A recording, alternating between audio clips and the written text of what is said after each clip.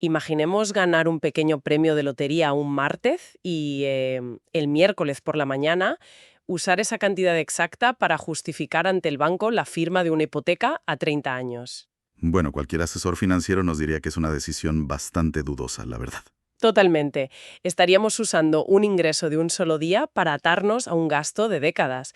Pues a ver, según las auditorías independientes más recientes, esa es, a grandes rasgos, la lógica contable que sostiene el diseño de ciertas cuentas públicas autonómicas para el año 2026. Exacto. Así que bienvenidos y bienvenidas a un nuevo análisis donde vamos a diseccionar la anatomía de un presupuesto público. Hoy nos centramos en explicar las discrepancias que existen entre la autoridad fiscal y las previsiones de la Comunidad Autónoma de la Región de Murcia. Y bueno, para hacer este diagnóstico con el rigor técnico que requiere, traemos a la mesa una pila de documentos muy detallada. Vamos a examinar los datos factuales extraídos de los informes de la AEREF número 4/26, el 8625 y el 1926. Que no son pocos, la verdad. Desde luego que no. Y además sumamos una presentación reciente de diagnóstico fiscal y un documento fundamental que guía nuestra estructura de hoy, titulado Murcia 2026, discrepancias entre previsiones regionales y realidad fiscal. Son textos que pueden parecer áridos a primera vista. O sea, lo son, pero esconden las verdaderas dinámicas de cómo se gestiona realmente el dinero de los contribuyentes. Claro, y quienes siguen habitualmente esta serie de análisis ya saben que evaluar las cuentas de la Comunidad Autónoma de Murcia es un tema con bastante recorrido en nuestras entregas. Lo hemos abordado al detalle en los números 1, 3 y 27. Sí, es una región que nos sirve perfectamente como caso de estudio continuado. Hoy retomamos ese hilo conductor proyectando la mirada hacia 2026. Y bueno, para quienes se incorporan hoy por primera vez a esta inmersión, el valor de la exploración va mucho más allá de una región concreta. Totalmente. Entender este caso funciona como una clase magistral que podemos aplicar a la lectura de cualquier presupuesto público. Nos enseña a diferenciar, digamos, entre el optimismo político de un borrador y la frialdad técnica de los datos. Esa distinción entre voluntad y realidad matemática es de hecho el eje de todo el problema que vamos a ver hoy. Pero fíjate, lo más analíticamente interesante de estos informes es que el choque entre ambas instituciones no empieza con un desacuerdo. Ah, ¿no? ¿Qué va? Si miramos el escenario macroeconómico, hay un consenso absoluto. Tanto el gobierno regional como la AEREF coinciden en que la economía murciana va a mantener un dinamismo sostenido. O sea, estamos hablando de las previsiones de crecimiento del PIB, ¿verdad? Eso es.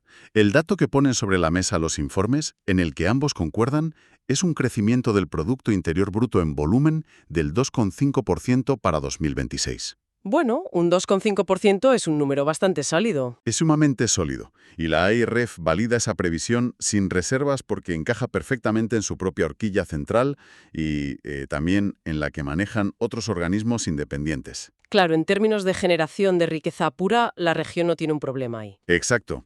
Además, la autoridad fiscal destaca de forma muy positiva que la región remitió toda esta información a tiempo. Vale, pero conociendo cómo operan estas autoridades independientes, rara vez se limitan a dar una palmadita en la espalda por entregar los deberes a su hora. Siempre hay un apunte metodológico, ¿no? Una petición en la letra pequeña. Sí, siempre. Y la letra pequeña en este caso pide ver las tripas de los cálculos. Aunque avalan la cifra final del PIB, solicitan a la comunidad autónoma mayor detalle en las técnicas econométricas y en los supuestos que sostienen esas previsiones. Para poder comparar mejor los datos, imagino. Más homogénea.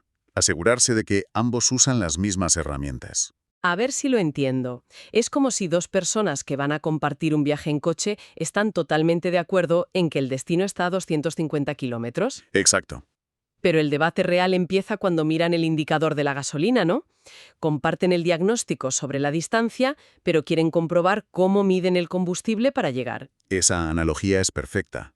Comparten el diagnóstico sobre la velocidad y el dinamismo de la economía. El conflicto no reside ahí. El problema surge cuando analizamos cómo se pretende gastar el dinero generado por ese crecimiento. Y eso nos mete de lleno en el verdadero núcleo del conflicto de hoy, la famosa regla de gasto. Sí, aquí es donde la cosa se pone muy técnica pero muy reveladora. Y aquí es donde necesitamos que quienes nos escuchan presten atención a los porcentajes.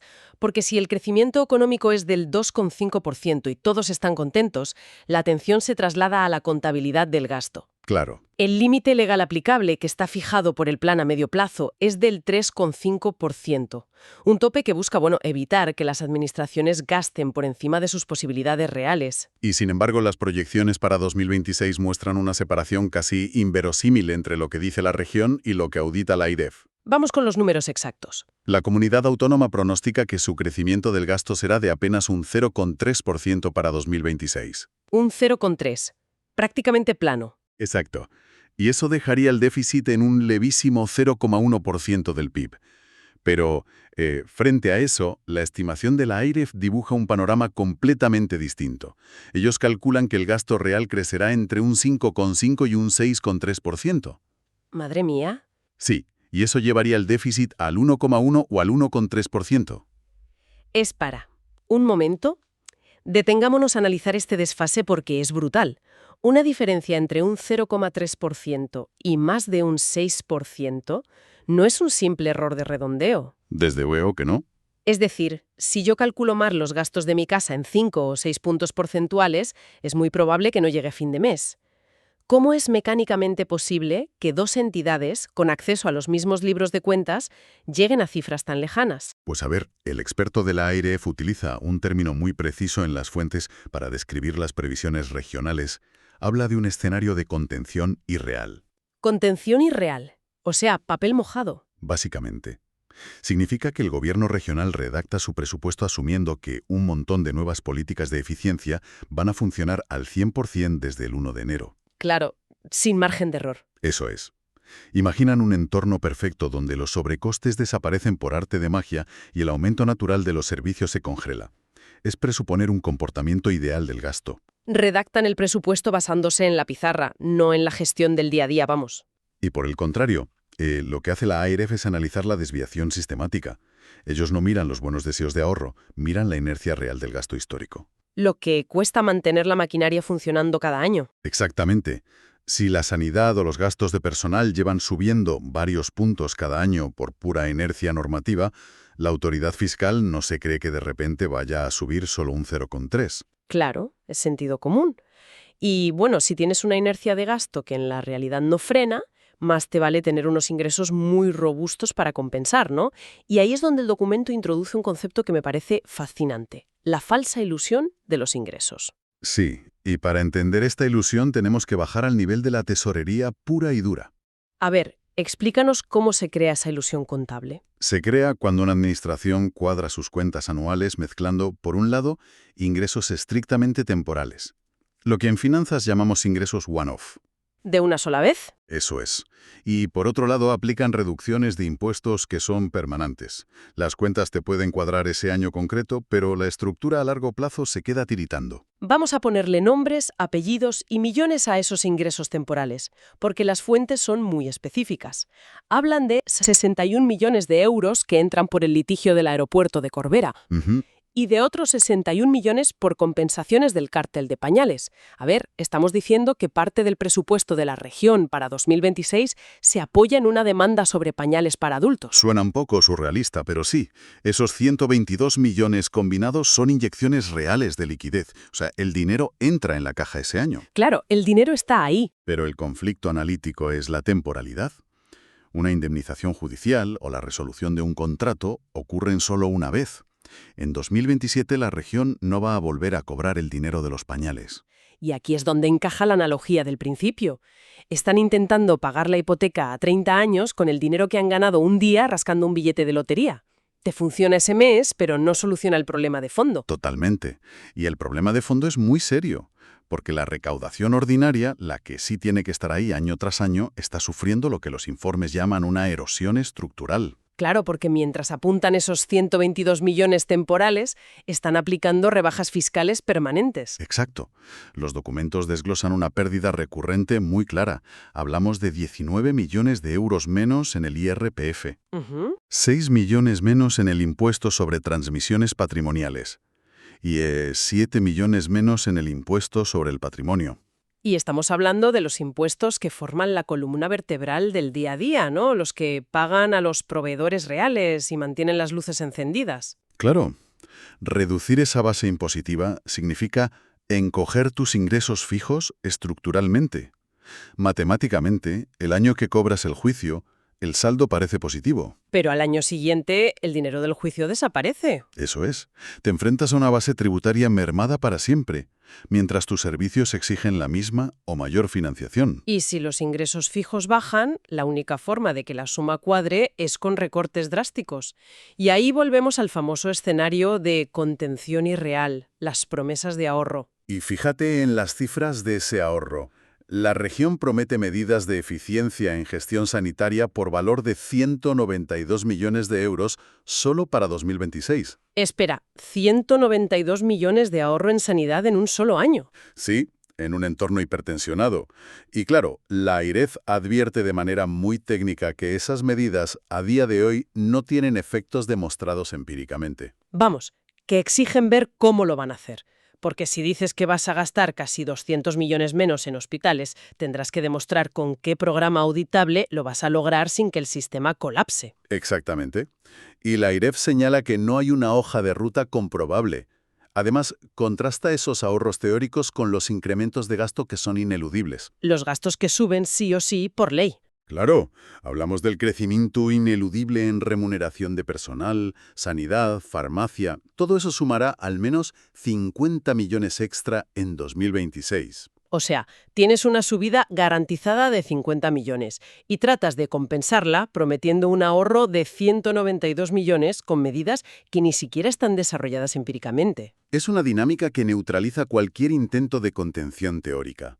Y claro, enfrentar ingresos estructurales a la baja con gastos fijos al alza nos lleva a un escenario muy complejo. Tan complejo que nos obliga a mover el foco.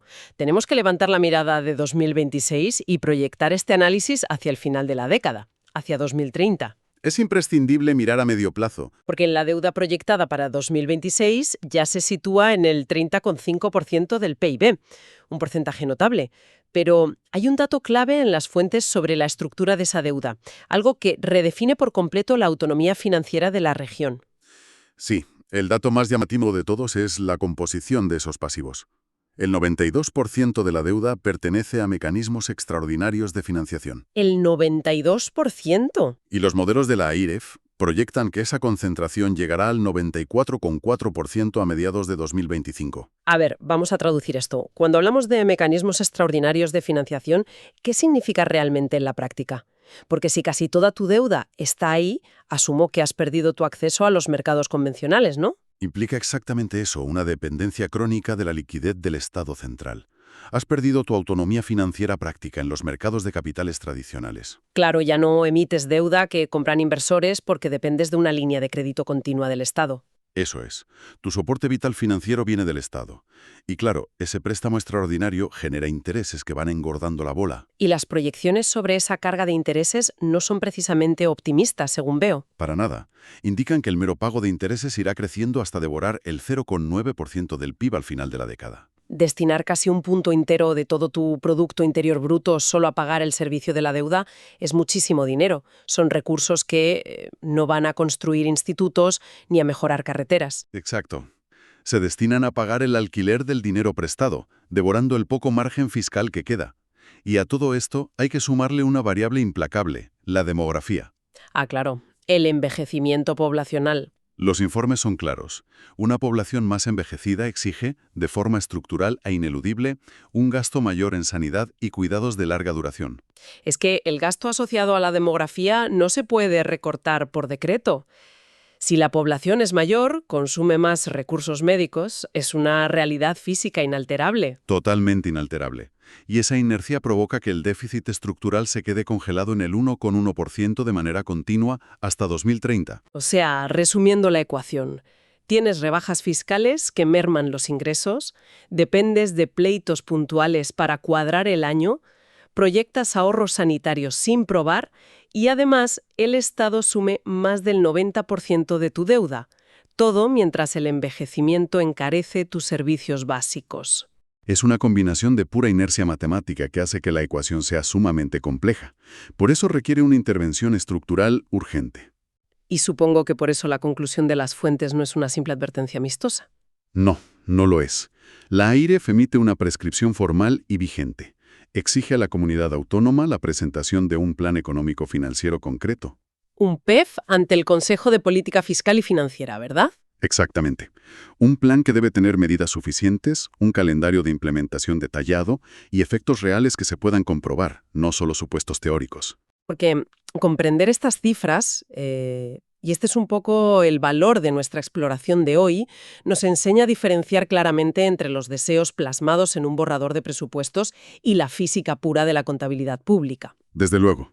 Es la diferencia entre cuadrar un Excel con fórmulas ideales y gestionar la tesorería real de una región. Totalmente. Y bueno, basándome en esta inercia matemática de la que hablábamos y en ese 90% de deuda absorbida por el Estado, me gustaría lanzar un pensamiento provocador final. A ver. Una reflexión para que quienes nos escuchan le den una vuelta. Si los gastos asociados al envejecimiento de la población no van a dejar de crecer y la deuda regional depende casi en exclusiva de los mecanismos extraordinarios centrales, ¿hacia dónde se dirige el actual modelo autonómico? Es una gran pregunta. Es decir, vamos hacia un escenario donde las regiones mantendrán la administración logística de los servicios, pero sin una verdadera independencia financiera para gestionarlos a largo plazo. Es un debate estructural de fondo, muy profundo, más allá de los números de un solo año. Sin duda. Y con esa reflexión lo dejamos por hoy. Ha sido un placer desgranar toda esta información técnica y traducirla a la realidad diaria. Como siempre, invitamos a nuestra audiencia a seguir explorando los datos con sentido crítico. Hasta la próxima. Hasta la próxima.